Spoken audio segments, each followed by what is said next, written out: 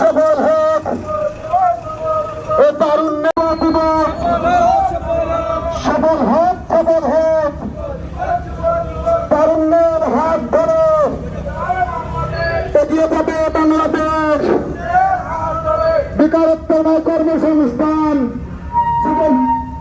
যুব সমাজের অধিকার।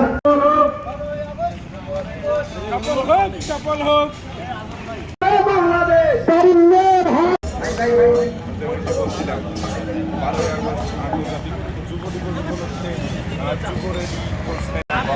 লিল্লাহে তাকবীর, আল্লাহু আকবার, নারায়ে তাকবীর।